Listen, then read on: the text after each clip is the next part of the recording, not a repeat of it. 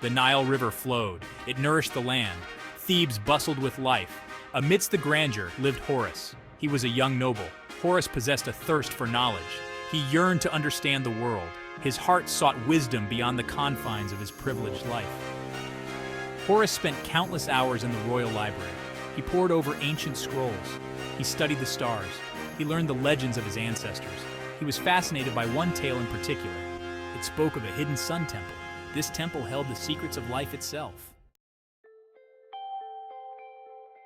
The legend spoke of Ra. He was the sun god.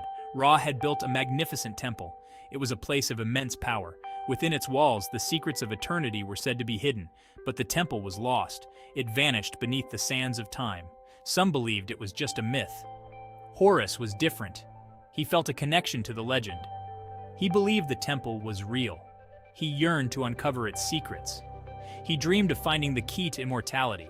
He shared his desire with his father, the pharaoh. The pharaoh was wise and cautious. He advised Horus against such a dangerous quest. Horus wrestled with his father's warning. He couldn't ignore the call of the legend. He knew the journey would be perilous.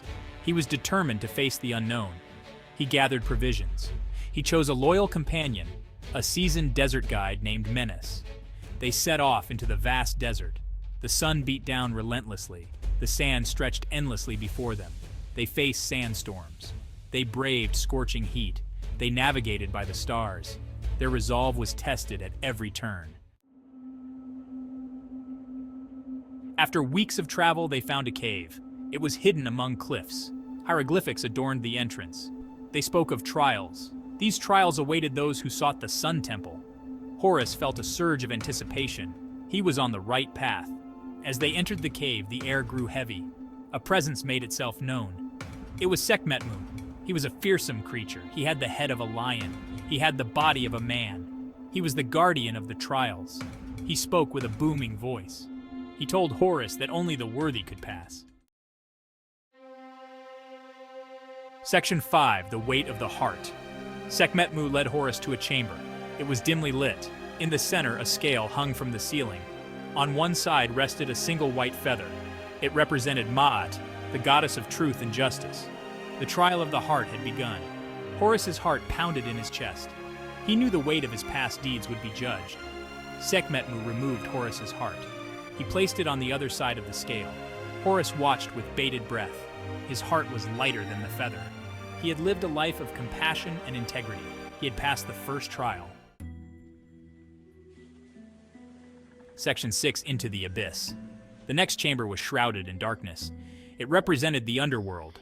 It was the domain of Apophis, the serpent of chaos. The trial of the shadow awaited. Horus had to confront his deepest fears. He had to overcome the darkness within. Horus descended into the abyss. The shadows whispered doubts and fears. He felt a cold dread grip his heart. Then, Apophis emerged. He was a monstrous serpent. His eyes glowed with malice. He hissed at Horus. He challenged his courage. Section 7, the eternal flame. Horus stood his ground. He drew strength from his convictions. He knew fear was an illusion. He would not be consumed by it. He raised his khopesh. He banished the serpent back into the darkness. He had faced his fears. He emerged from the abyss, stronger and more determined. The final chamber was bathed in a warm glow. In the center stood an altar. It held a brazier. It was empty. Sekhmetmu explained the final challenge. Horus had to ignite the eternal flame. He had to find the spark of divinity within himself. Section 8, the Sun Temple's embrace. Horus closed his eyes. He searched his soul for the spark. He thought of Ra, the sun god. He thought of the life-giving power of the sun. He felt a surge of energy.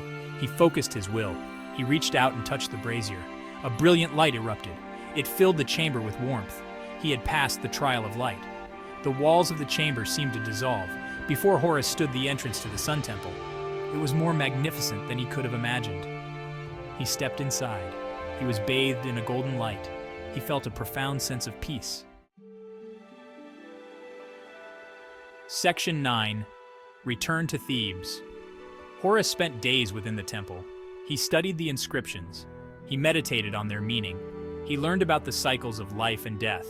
He realized that true immortality lay not in physical form.